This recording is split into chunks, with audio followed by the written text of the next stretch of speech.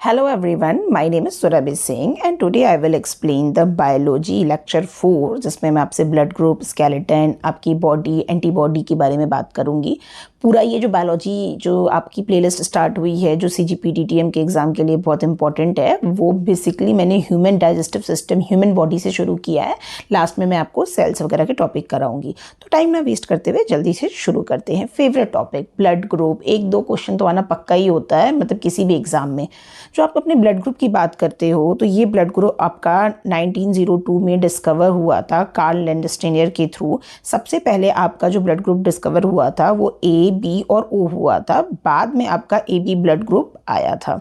जो आपका ये ब्लड ग्रुप है बेसिकली इसमें दो टाइप के प्रोटीन पाए जाते हैं, एंटीजन और एंटीबॉडी। जो आपका एंटीजन होता है बेसिकली ये सरफेस पे पाया जाता है।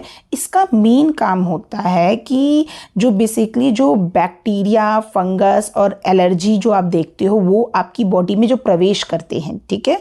एक तरीके से ये समझो आपको कोल्ड हो जाता है तो कोल्ड कैसे होता है, कहीं ना कहीं आपकी बॉडी में बैक्टीरिया या कहीं ना कहीं आप, जैसे अभी आप कोविड का एग्जांपल ले लो। कोविड में जो वायरस था बेसिकली कहीं ना कहीं आपकी बॉडी में एंटीजन के थ्रू ही तो आता है। आप बात समझ रहे हो। तो यहाँ पर जो एंटीजन को आप डिस्क्राइब करोगे वो आप ऐसे डिस्क्राइब करोगे कि ये एक फॉरेन सब्सटेंस है जो आपकी बॉडी में एंटर करता है। अब अगर आपकी बॉडी में सपोज वायरस, फंगस या कोई भी बैक्टीरिया एंटर करता है तो आप बीमार पड़ जाओगे।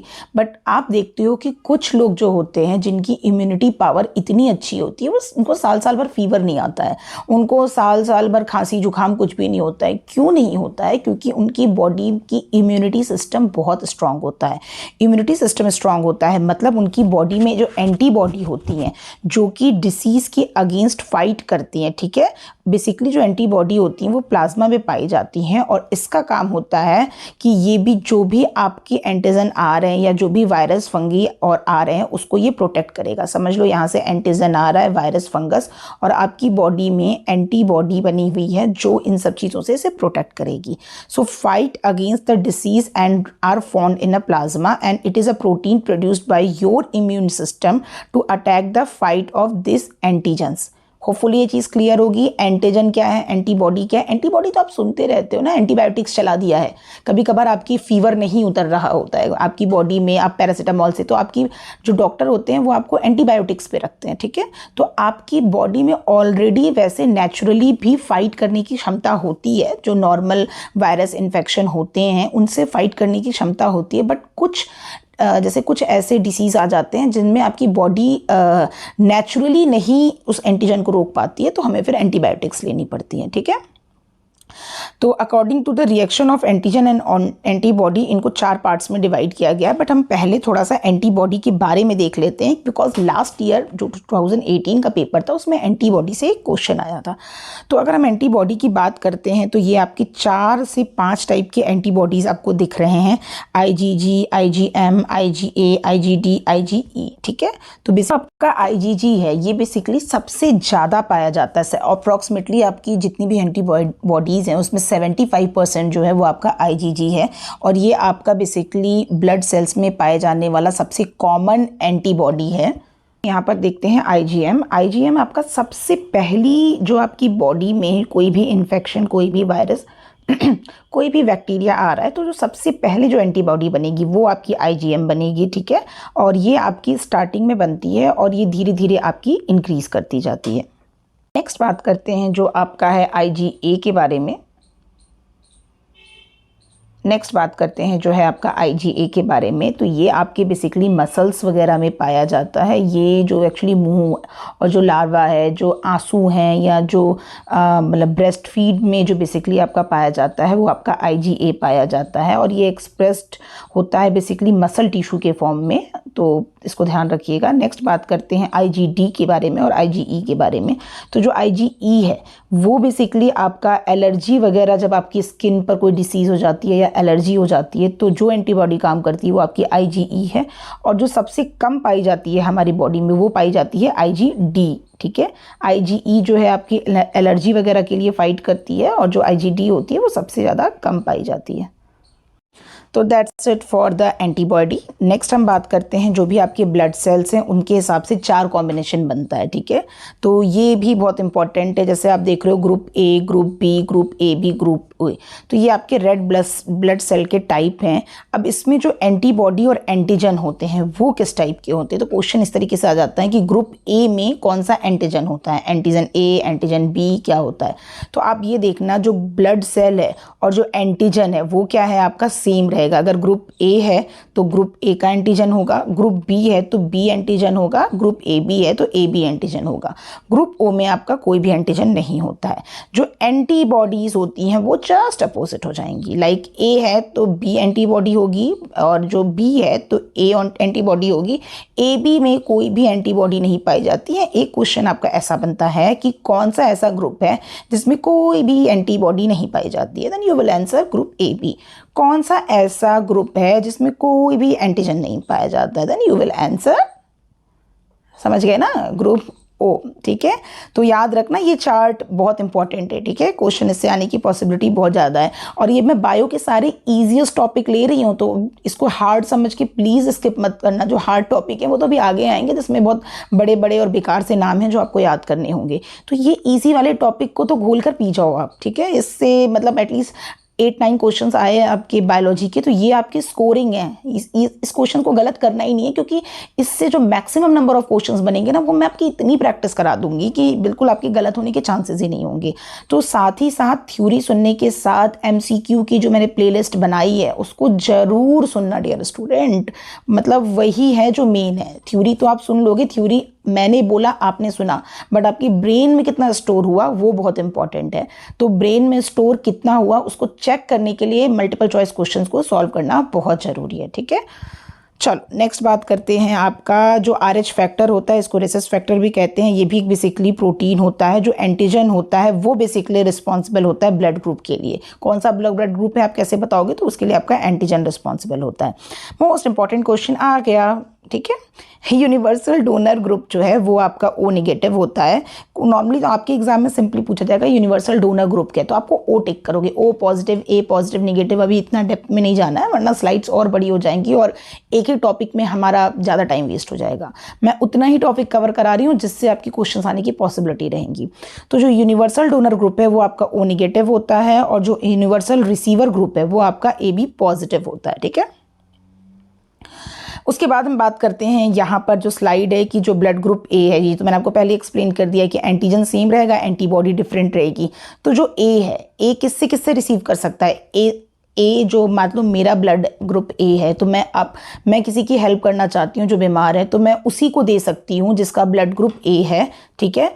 और बेसिकली बात किया जाए कि अगर मेरा ब्लड ग्रुप ए है तो मैं सिर्फ ओ से ले सकती हूँ, यानी मैं ब्लड ग्रुप ए वाले से ले सकती हूँ और ओ वाले से ले सकती हूँ, बिकॉज ओ आपका क्या है, डोनर है, यूनिवर्सल डोनर है, वो सबको दान कर रहा है। देखो ओ आपका ए को भी दे सकता है, बी को भी दे सकता है, ए बी को भी दे सकता है और खुद को तो दे ही सकता है, ठीक है। और इसी तरीके से अगर हम बात करते हैं जो रिसीवर होता है, यानी जो ब्लड ग्रुप ए बी है जिसका, वो ए से भी लेगा, बी से भी लेगा, ए बी से भी लेगा, ओ से भी लेगा। तो जैसा आप देखते हो कि जो जिनका ब्लड ग्रुप ए बी होता है, अगर उन्हें खून की जरूरत पड़ती है तो उनको भागना नहीं पड़ता है ब्लड बैंक वगैरह, उनको कोई भी खून दे सकता है। तो ये चार्ट आप याद रख लेना। सेम इसी तरीके से जो ब्लड ग्रुप ए वाले हैं वो किसी ए ग्रुप वालों को डोनेट कर सकते हैं और ए बी वालों को दे सकते हैं, ठीक है। ये ओ को नहीं दे सकते, तो इसी में आपको कॉम्बिनेशन बना कर पूछ सकता है।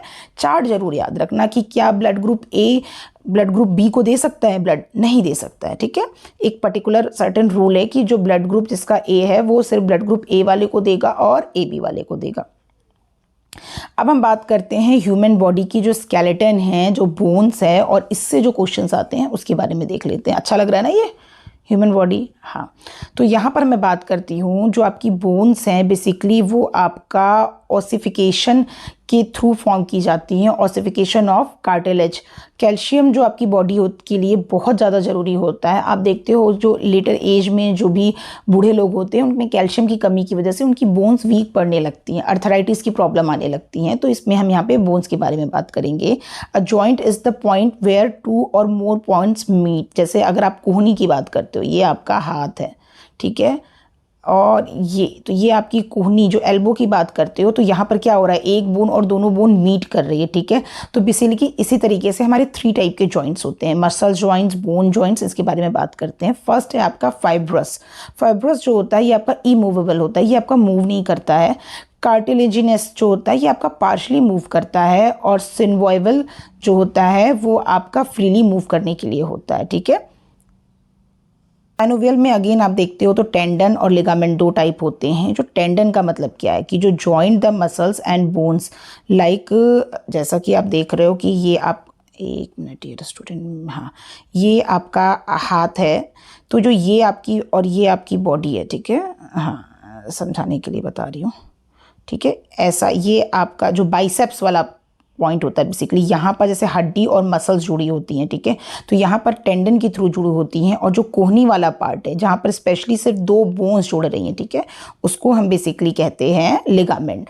तो जॉइंट्स बोन टू बोन, ठीक है, जो आपका लिगामेंट होता है वो बोन टू बोन ज्वाइन करता है, और जो लिगामेंट होता है वो येलो फाइबर्स के थ्रू बना होता है, और जो आपका टेंडन होता है ये आपका मसल्स और बोन को ज्वाइन करता है। तो बेसिक याद रखना, बस नाम है और पूछा जा सकता है। कार्टिलेजिनियस जो होता है वो आपका इमूवेबल है, पार्शली मूवेबल है और फ्री मूवेबल है, तो आप टिक कर दोगे अगर आपने ये वीडियो देखा होगा। फिर जो है हमारे जो स्केलेटन सिस्टम में, उसमें 206 हड्डियाँ होती हैं। एमबीबीएस का आपको डायलॉग याद होगा मूवी का कि 206 हड्डियाँ होती हैं, टूटते टाइम तो नहीं याद रहता है। तो अडल्ट बॉडी में 206 हड्डियाँ हैं, बट जो बच्चे होते हैं इनमें इससे ज़्यादा हड्डियाँ पाई जाती हैं, बट ये धीरे धीरे करके 232 समथिंग पाई जाती हैं, और जब ये इनको बड़े होते हैं तो ये आपस में जुड़ने लगती हैं। फिर हम बात करते हैं जो सबसे इंपॉर्टेंट क्वेश्चन है, लॉन्गेस्ट जो बोन होती है वो आपकी फेमर होती है। थाइस की जो बोन होती है, ये आपका बॉडी है सपोज, और जो आपका थाइस का पार्ट होता है, मतलब नीज और थाइस जो बेसिकली पार्ट होता है वो आपकी सबसे लॉन्गेस्ट बोन होती है।